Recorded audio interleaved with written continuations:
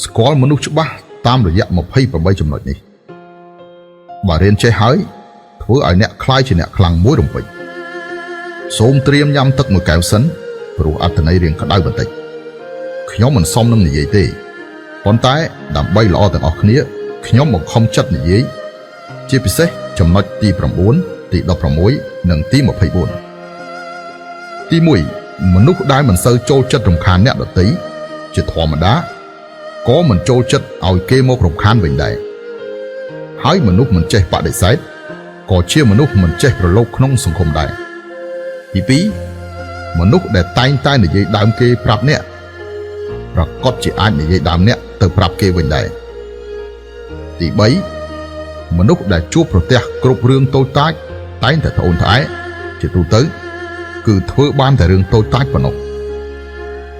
ទី4មនុស្សដែលមានវិន័យខ្ពស់ជាទូទៅសំណុំពររបស់គេចំពោះអ្នកដទៃក៏ខ្ពស់ដែរទី5ចង់ដឹងថាតើមនុស្សមានអាកប្បកិរិយាយ៉ាងណានោះ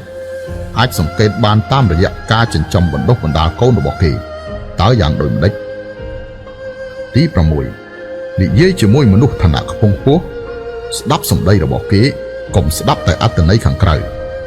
ជាធម្មតាពួកគេមិនសូវនិយាយចំត្រង់នោះទេ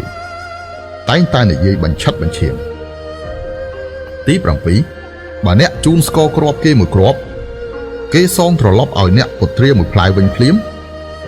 នោះគឺអាចសហការគ្នាបានប៉ុន្តែមិនស័ក្តិសមធ្វើជាមិត្តភក្តិទេទី8មនុស្សសម្ដីតិចជារឿយមានពីរប្រភេទអាចជាមនុស្សសាមញ្ញពិតប្រាកដអាចជាមនុស្សពិបាកយល់ទី9មនុស្សសម្ដីច្រើនជារឿយមិនមានភាពវៃឆ្លាតទេប៉ុន្តែមនុស្សសម្ដីផ្អែមវិញមិនអាចរាប់អានឲ្យស៊ីជម្រៅឡើយទី10មនុស្សអត្តចរិតសរសេរនៅលើមុខជារឿយជាមនុស្សមិនអន់ពេកទេហើយមនុស្សអាចគ្រប់គ្រងអារម្មណ៍ខ្លួនឯងបានគឺមិនមែនជាមនុស្សធម្មតាទេទី11មនុស្សដែលមានទេពកោសល្យនិងសក្តានុពលខ្ពស់ជាធម្មតាមើលទៅមិនសូវចូលចំណោមគេចុះទេទី12អ្នកដែលឲ្យតែបើកមាត់និយាយថាខ្ញុំមានមិត្តភក្តិយ៉ាងនេះយ៉ាងនោះពូកែខ្លាំងណាស់មនុស្សប្រភេទនេះជារឿយគឺសាមញ្ញហើយថែមទាំងគ្មានសមត្ថភាពពិតប្រាកដអ្វីទេទី13មនុស្សពូកែអួតនៅមុខគេឯងជាទូទៅគឺគ្មានសមត្ថភាពអ្វីទេផ្ទុយទៅវិញគឺជាមនុស្សសម្ដីឥតបានការតិចតួចមនុស្សភ្នែកមុតស្រួចជាទូទៅជាមនុស្សគ្មានមេត្តាទី14វិនិច្ឆ័យចរិតរបស់មនុស្សម្នាក់ល្អឬអាក្រក់មិនត្រឹមតែមើលលើអាកប្បកិរិយារបស់គេប៉ុណ្ណោះទេយកល្អគួរតែមើលលើមិត្តភក្តិរបស់គេផងដែរថាតើពួកគេជាមនុស្សប្រភេទណាទី15មនុស្សដែលសរសើរអ្នកជាសាធារណៈមិនប្រកាសថាដើម្បីឲ្យអ្នកល្អនោះទេប៉ុន្តែមនុស្សដែលឲ្យយោបល់អ្នកដោយផ្ទាល់ជារឿយជាមនុស្សស្មោះត្រង់ពិតប្រាកដទី16មនុស្សដែលចូលចិត្តនិយាយថាពួកយើងគិតលើមនោសញ្ចេតនាមិនគិតលើលុយទេអាចនិយាយបានថាគឺជាមនុស្សឆ្កួតចូលចិត្តមនុស្សដែលមុននឹងចាប់ដើមត្រូវនិយាយពីផលប្រយោជន៍ឲ្យបានច្បាស់លាស់សិនទើបនិយាយពីមនោសញ្ចេតនាក្រោយនោះទើបជាសុភាពបុរសពិតប្រាកដទី17ការបង្ហោះលើបណ្ដាញសង្គមរបស់មនុស្សម្នាក់មិនប្រកាសថាតំណាងឲ្យស្ថានភាពគេបែបនេះទេគឺគ្រាន់តែតំណាងឲ្យការចង់คลายខ្លួនជាបែបនោះរបស់គេទី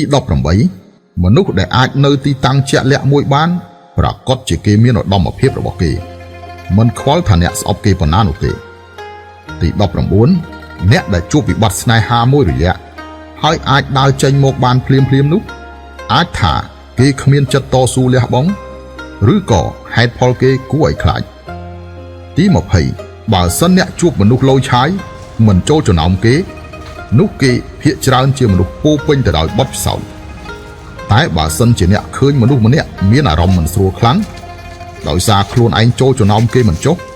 នោះមនុស្សនេះភាគច្រើនគឺជាអ្នកទើបចូលប្រឡូកក្នុងសង្គមថ្មីថ្មោងទី21មនុស្សដែលឈរទីខ្ពស់ត្រូវមើលគេណែនាំមនុស្សប្រភេទណា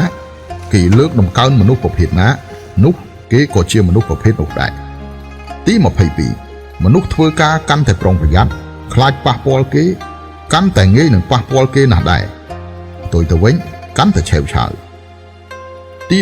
23មនុស្សដែលពូកែបញ្ចុះបញ្ចូលអ្នកដទៃយកល្អកុំរាប់អានស៊ីជម្រៅជាមួយគេបើមិនអញ្ចឹងទេគឺត្រូវតែរងទុក្ខហើយទី24មនុស្សមើលទៅតឹងរឹងខ្លាំងមិនញញឹមមិនសូវនិយាយស្ដីប៉ះពាល់បន្តិចបន្តួចមិនបាននោះគេហាក់បីដូចជាមនុស្សល្ងងទី25មនុស្សមិនចេះដឹងគុណអ្នកមានគុណ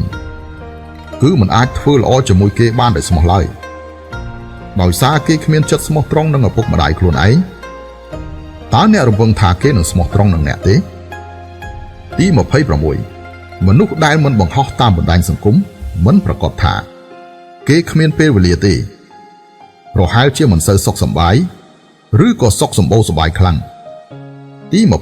27មនុស្សដែលទទួលជោគជ័យឆាប់ពេកក្នុងវ័យក្មេងខ្ចីរឹតតែងាយវាយលុករឹតតែអាចឆ្លងកាត់និងរៀនពីវាបានហើយសមិទ្ធផលនោះនឹងកាន់តែធំបើមិនដូច្នេះទេគឺងាយនឹងធ្លាក់ចូលទីជ្រៅណាស់ទី28មនុស្សដែលមិនថាប្រឈមមុខនឹងការសរសើរឬប្រឈមមុខនឹងការអាម៉ាស់ទេអាចធ្វើចិត្តត្រជាក់បាននោះប្រកបជាមនុស្សចិត្តខ្លាំងដាច់ខាតកុំប៉ះពាល់មនុស្សប្រភេទនេះឲ្យសោះបើមិនដូច្នេះទេ